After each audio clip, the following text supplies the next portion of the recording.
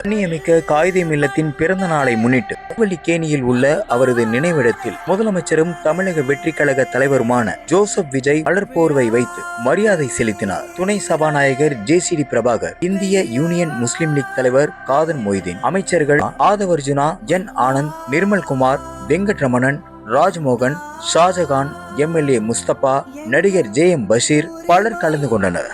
JM Basheer 1000 பேருக்கு அன்னதானம் வழங்கினார்.